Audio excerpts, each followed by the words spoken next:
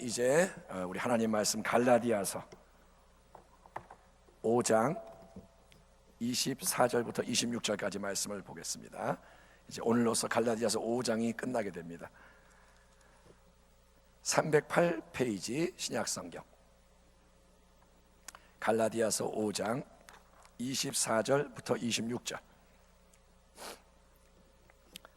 자, 여러분이 먼저 24절을 읽으시기 바랍니다. 그리스도 예수의 시작. 그리스도 예수의 사람들은 육체와 함께 정욕과 탐심을 십자가에 못 박았느니라. 만일 우리가 성령으로 살면 또한 성령으로 행할지니 헛된 영광을 구하여 서로 노엽게 하거나 서로 투비하지 말지니라. 아멘. 자, 우리는 갈라디아서를 통해서 복음의 진리를 되새기고 있는데, 기독교 복음의 진리는 여러 말로 표현이 될 수 있지만 여러분, 실제적인 변화가 일어나는 성경적인 복된 삶을 경험하려면 우리에게는 가장 근본적인 진리, 바로 죽음의 진리와 새 생명의 진리가 깨달아지고 믿어져야 하는 겁니다. 한번 따라합니다. 죽음, 생명. 이것은 성경의 가장 깊은 근본적인 진리인데, 이게 깨달아지고 믿어져야 변화가 일어나는 거예요. 갈라디아서 5장에서 사도 바울은 우리 그리스도인 안에서 계속 벌어지는 육체와 성령의 내적 싸움에 대해서 말씀하고 있습니다. 자, 육체라는 단어로 번역된 헬라어는 사륵스인데, 영어로 플래시, 사륵스, 이것을 육체라고 번역하는데, 이거는 육체는 피와 살, 뼈로 만들어진 우리의 몸을 가리키는 게 아니고 그 속에서 역사하고 있는 타락한 옛 자아의 힘, 타락한 옛 본성, 죄를 짓게 충동질하는 옛 소욕, 이것을 의미하는 게 육체입니다. 우리 안에 배어있는, 우리 안에서 계속 뭐가 돌아가는 옛 것의 힘. 예수를 믿어도 우리 안에는 옛 것의 잔재가 남아있어요. 우리가 예수 믿는 순간 천국 백성이 되지만 우리가 하늘에 있는 천사와 같이 변화되는 게 아니고, 우리는 신분이 바뀌고 새 생명을 받지만 옛 것의 잔재가 있어서 죄의 충동, 죄의 정욕이 일어나는 것을 예수를 믿으면서 느끼는 거예요. 예? 예수를 믿지만 죄의 유혹이 와요. 하지만 예수를 참되게 영접해서 거듭난 성도, 영적으로 새 생명으로 태어난 성도 안에는 육체의 역사와 반대가 되는 새로운 거룩한 영의 임재와 거룩한 영의 역사, 바로 성령님의 감동 감화하심이 작용하기 때문에 성도는 죄를 짓게 자극하는 그 악한 충동, 육체의 소욕과 거룩한 예수님의 인격을 닮아가게 자극하는 선한 감동, 성령님의 소욕이 함께 역사하는 걸 경험하는 가운데 이제 어떤 쪽을 택하고 따르겠느냐, 육체의 소욕이 자극하는 대로 따라가서 내가 육체의 악한 일을 행할 거냐, 끌려갈 거냐, 아니면 성령의 감동 감화심을 따름으로써 성령의 열매인 사랑, 기쁨, 화평, 오래 참음, 자비, 양선, 충성, 온유, 절제, 이렇게 변화를 이루어갈 거냐, 이 갈등 가운데 계속 우리는 한쪽을 선택을 하는 겁니다. 매 순간 그런 것이 올라올 수 있고 우리가 이제 길을 찾는 거예요.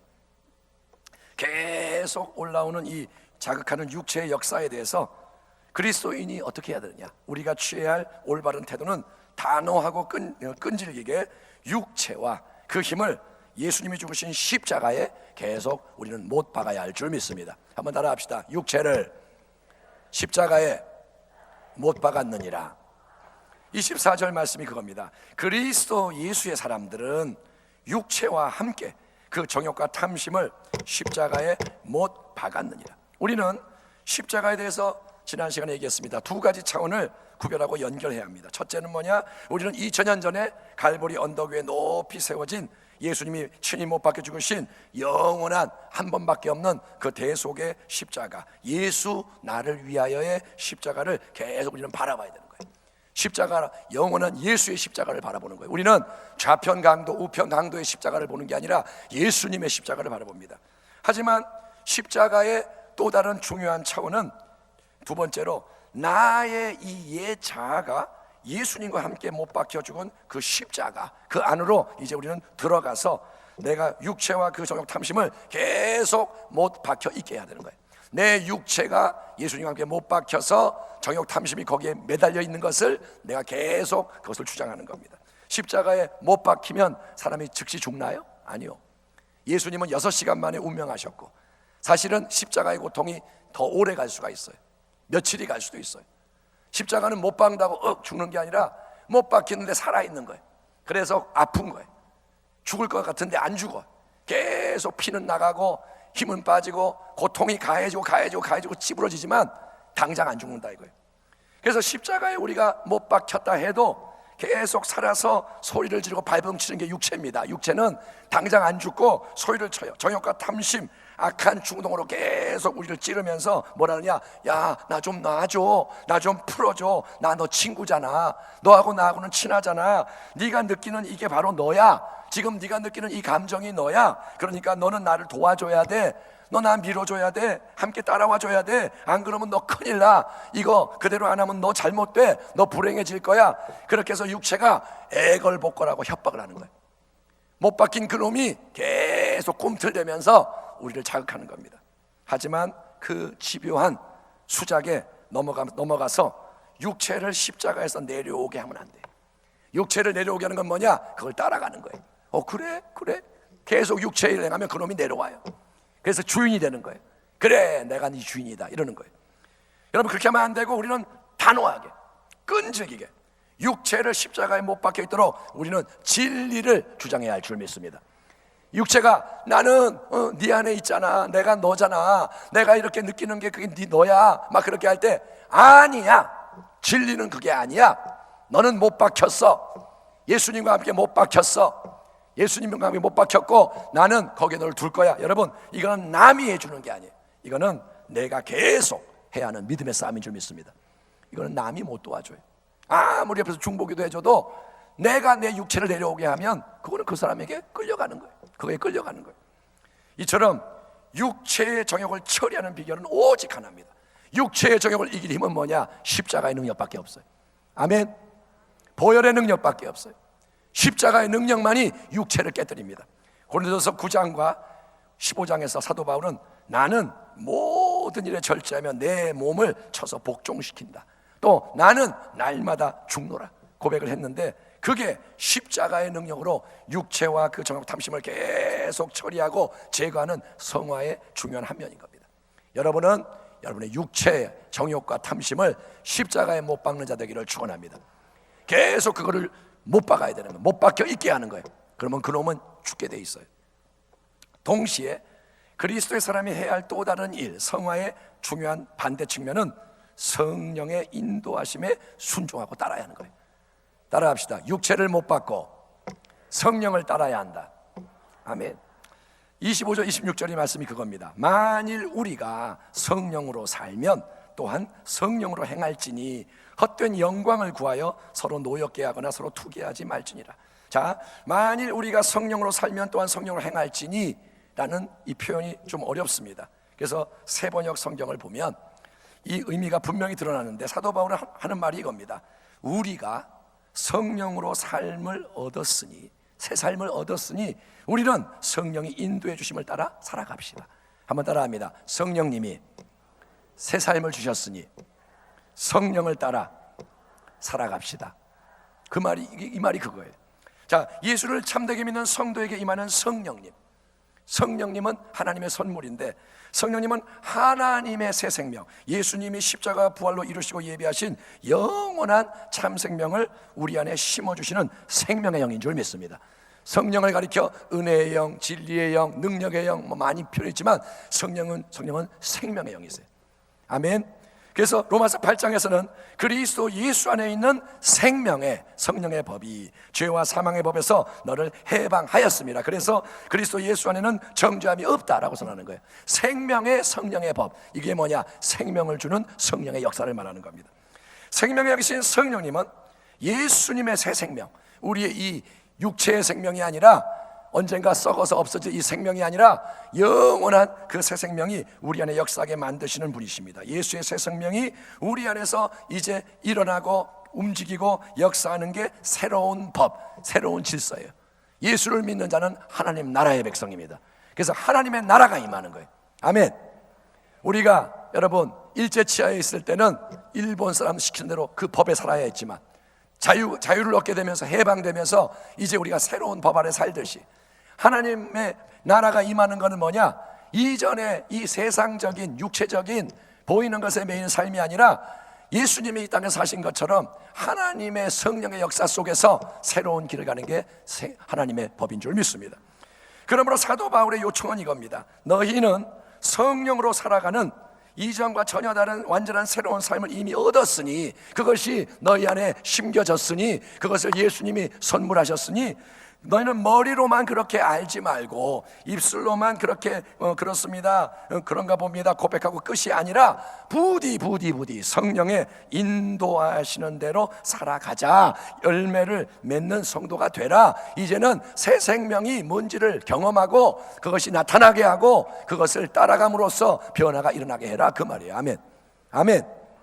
성령님의 역사하심을 내비게이션 기계에 비유하는 것은 인격적인 측면에서는 가당치가 않은 문제가 있지만, 성령님과 내비게이션은 당연히 같지가 않지만, 그래도 내비게이션의 예가 도움이 좀 되니까 한번 제가 그 예를 들어보면, 자, 혼자 우리가 길을 알 수가 없고 헤매는 사람이에요.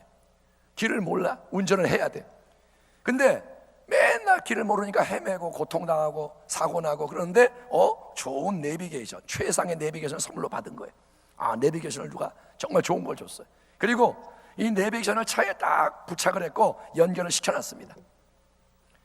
그렇지만 이 운전자가 그 내비게이션을 안 켜고 달아놓고 연결했지만 안 틀고 계속 이전처럼 자기 생각대로 충동대로 사람의 말대로 운전하고 다닌다면 내비게이션을 선물 받고 차에 장착한 게 아무 소용이 없고 아무 유익이 되지 않지 않습니까? 왜냐? 그거를 소유해도 차에 부착해서도 연결했어도 작동을 안 시키면 안내 방송 멘트가 안 나와요. 지금 좌회전인지 우회전인지 뭔지 방송이 안 나와요. 그러니까 인도함을 받을 수 없기 때문에 모르는 길 위에서는 계속 헤매고 고통당하는 옛삶을 떠날 수가 없는 거예요.